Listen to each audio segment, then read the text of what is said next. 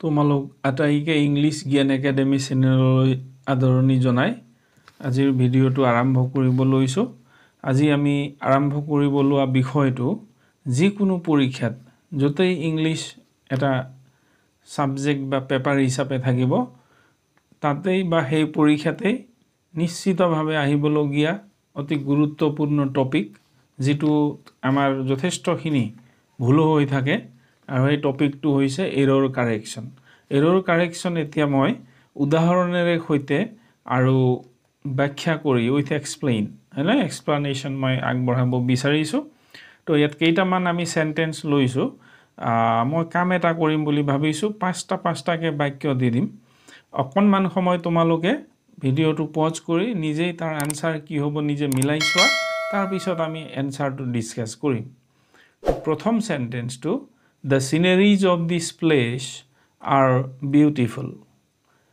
Next, the cattle were grazing in the field. Next, I know who are you. Sorry, 4 sentence number 4. There is no place in the bogey. Next, Biraj is my cousin brother. এই পাঁচটা video এই সেন্টেন্সত কেইটা sentence তোমালোকৰ শুদ্ধ হ'ব pause কৰি প্ৰথমে কৰিলো, তাৰ পিছত এতিয়া মই আনসাৰ কম তাৰ এক্সপ্লানেশ্যন দিম, কম্পেয়াৰ কৰি চাবা। ঠিক আছে, first সেন্টেন্সটো the sceneries of this place are beautiful হলে ইয়াত ভুল এনেইটো প্ৰায় এঠাইত দিয়ে, এই সেন্টেন্সটো দুই ঠাইত ভুল আছে। প্ৰথম কথা হল sceneries বুলি আছে, তো আমি এনেকুৱা কিছুমান নাউন বিলাক আমাৰ বিভিন্ন ধৰণৰ থাকিব। কিছুমান নাউন আছে singular in form and use, দুইটাতে ফৰ্মও সিঙ্গুলাৰ আৰু ইউজও সিঙ্গুলাৰ হিসাবে হয়। তো ইয়াত সিনাৰিজ তেনেকুৱা এটা নাউন হয়, এৰ সিনাৰি থাকিব, সিনাৰি Y I E S two নহয় ওয়াই থাকিব, আৰু ইয়াৰ ইউজও সিঙ্গুলার হয়। ফর্ম টু সিনারি কলুই ইউজ টু সিঙ্গুলার হয়, গতিকে ইয়াত the scenery of this place is beautiful. Next, the cattle were grazing in the field. ইয়াত cattle to হৈছে cattle নকয়, cattle to হৈছে collective noun হলে group to কোৱা হয় cattle, group of animals, cows, গতিকে সেই group to কোৱা হয়, গতিকে এটো collective noun, cattle মাত্ৰ হয়। The cattle were grazing in the field, ইয়াত সেই cattle to plural বুঝাই আছে। Next, I know who are you, এটো যেহেতু কি ক'ব বিচাৰিছে মই জানো তুমি কোন, গতিকে কৈছে তুমি কোন সেই কথাটো মই জানো বুলি কৈছে, এটো এটা স্টেটমেন্ট হয়, গতিকে who are you বুলি ক'লে তো কোৱেশ্চন কৰা হ'ব তুমি কোন বুলি। ইয়াত যেহেতু ফুল স্টপ আছে আৰু সেন্টেন্স টু আই নো বুলি আছে, মই জানো তুমি কোন হয়, গতিকে এটো এটা স্টেটমেন্ট হ'ব লাগিব, আৰু শুদ্ধ সেন্টেন্সটো কি হ'ব I know who you are. Next আছে কি there is no place in the bogie, হলে ট্ৰেইনৰ বগীত বা ডবাটোত কোনো খালি ঠাই নাই কৈছে, ঠাই নাইটো হ'বই নোৱাৰে, ঠাইটো থাকিব, গতিকে ইয়াত নো ৰুম হ'ব, প্লেছৰ ঠাইত no room, there is no room in the bogie। আৰু ফিফথ সেন্টেন্সটো Biraj is my cousin brother, the cousin কোৱাৰ পিছত ব্ৰাদাৰ বা সিস্টাৰ ক'ব নালাগে, তো বিৰাজ এটো লৰাৰ নাম হয়, গতিকে এনেই ব্ৰাদাৰ হৈ যাব, কাজিন হয়। গতিকে এই কিটা আছিলে আমি প্ৰথমে লোৱা পাঁচটা সেন্টেন্সৰ এৰৰ বিলাক। তাৰ পিছৰটো আছে কেইটামান আকৌ আমি আলোচনা কৰিম। He gave me a 100 rupees note. We have many sheep in our village. He cuts the clothes with his scissors. With his scissor. Each of my students are intelligent. He prefers milk than tea. এতিয়া এইবিলাকত কত কত ভুল আছে, he gave me a 100 rupees note, এতিয়া 100 টকীয়া এখনৰ কথা কৈছে, গতিকে ৰুপি হ'ব, এস টু ইয়াত নবহে, এটা নোটৰ কথা কৈছে। নেক্সট আছিলে উই হ্যাভ মেনি শিপস শিপ সদায় সিঙ্গুলার হিচাপে ইউজ হয় ইয়াৰ প্লুৰেল হিচাপে ইউজ নহয় গতিকে উই হ্যাভ মেনি শিপ শিপ বুলি ক'লে প্লুৰেলো হ'ল সিঙ্গুলাৰকো বুজায় প্লুৰেলকো বুজায় সেইকাৰণে মেনিটো আছে তাৰ পিছত কিন্তু শিপে বহিব হি কাটছ দ্য ক্লথছ উইথ হিজ সিজাৰ হলে তেওঁ কাপোৰ কাটে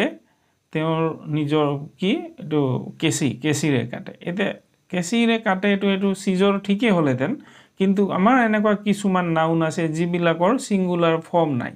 কাৰণ হিহঁতৰ গঠনটোই সিঙ্গুলাৰ নহয় বস্তুটো সিঙ্গুলাৰকে বনা নাই যেনেকে কেচিৰ দুইটা ব্লেড থাকে গতিকে এটো সদায় সিজৰ্স বুলি ক'ব লাগে আমি যাক এটা বা এখন কেচি বুলি কওঁ তাত আসলতে এটা না থাকে তাত দুইটা ব্লেড থাকে সেই কাৰণে সদায় প্লুৰেল হিচাপে ব্যৱহাৰ হয় সিজৰ্স আৰু তেনেকুৱা নাউন আছে যিবিলাক সদায় প্লুৰেল হিচাপে ব্যৱহাৰ হয় হলে তেনেকুৱা নাউন বিলাক যেনেকে আমি পিন্ধা পেন্টস ট্ৰাউজাৰ্স হলে হেডফোনস সানগ্লাसेस বিনোকুলাৰ্স স্পেকটেকলস এনেকুৱা ধৰণৰ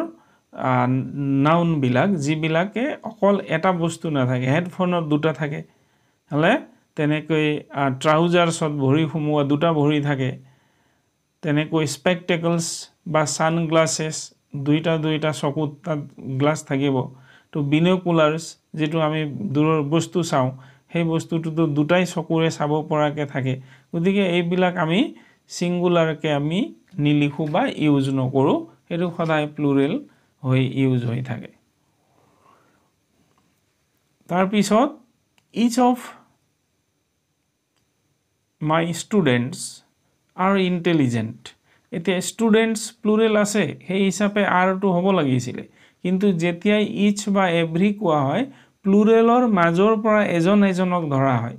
গতিকে each of my students মোৰ কেবাজনো স্টুডেন্ট আছিল তাৰ ভিতৰৰ প্ৰত্যেকজনেই মানে এজনকে এনেকে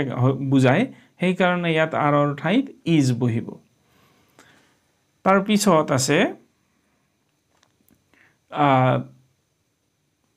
he prefers milk than tea ইয়াত প্ৰিপজিশনৰ ভুল হৈ আছে প্ৰিফাৰৰ লগত সদায় টু বহে প্ৰিপজিশন সেই কাৰণে he prefers milk to tea এতিয়া আমি ইয়াৰ পিছৰ পাঁচটা সেন্টেন্স আকৌ লৈছো the chief guest gave a long speech on afforestation he and I am good friends we came back lately last night his father died in jaundice many homes were damaged by earthquake এতিয়া ইয়াত থকা sentence বিলাকৰ ভিতৰত আমি কওঁ যে মুখ্য অতিথি হলে মুখ্য অতিথিয়ে খুব দীঘলীয়া ভাষণ দিলে সুন্দৰ ভাষণ দিলে আমি দিলে লগাও আসলতে ভাষণটো এই কাৰণে ইয়াত গেভ আছে আমাক ভুল নহয় যেন লাগে the chief guest gaveৰ ঠাইত একেটা past formত আমি delivered লিখিব লাগিব the chief guest delivered a long speech তাৰ পিছত আছে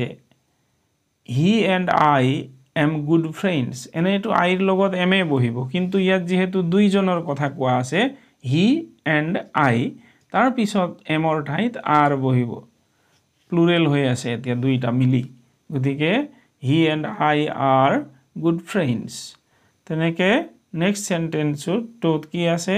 he came back lately last night বা we came back lately last night আছে আমি যোৱা ৰাতি দেৰিকে ঘূৰি আহিছিলো তো এটো লেটলি বুলি ক'লে শেহতীয়াকে বুজায় দেৰিকে বুজাবলৈ হলে লেট হ'ব হেতুই ly টো লগাব না লাগে তাত গতিকে we came back late last night next sentence his father died in jaundice এতিয়া মৃত্যু হৈছিল দেউতাকৰ জন্ডিস বেমাৰত কিন্তু ইয়াত আছে ডাইড ইন আসলতে ইনটো কত বহে ডাইডৰ লগত এক্সিডেন্টত মৰিলে ডাইড ইন হয় এটো বেমাৰৰ কথা কৈছে গতিকে প্ৰিপজিশনৰ ভুল হৈ আছে ডাইড অফ জন্ডিস আৰু many homes were damaged by earthquake or আৰ্থকুৱেকে বহুতো ঘৰৰ ক্ষতি কৰিছে কিন্তু ইয়াত কি হৈছে হোমটোৱে ঘৰ মানে বিল্ডিংটোক নুবুজায় হোমটোৱে হোমলি এটমস্ফিয়াৰ ঘৰৰ ভিতৰৰ মানুহখিনিৰ মাজৰ ৰিলেশ্যন হলে আচৰণ মাত কথা সেইবিলাকক বুজায় এটা ঘৰুৱা পৰিৱেশ যিটোৰ কাৰণে আমি জলৈ গলেও ঘূৰি ঘূৰি ঘৰলৈ যাওঁ বিল্ডিংটোৰ কাৰণে নাযাওঁ আমাৰ সেই ঘৰুৱা চিনাকি ভাল পৰিৱেশটোৰ কাৰণে যাওঁ গতিকে ইয়াত হোমছ নহব হাউচেছ হ'ব many houses were damaged by earthquake গতিকে কেইটামান আমি আলোচনা কৰিছো হেৰিবিলাক এৰৰ্ছ বিলাক আশা কৰিছো কিছু পৰিমাণে সহায় কৰিব থ্যাংক ইউ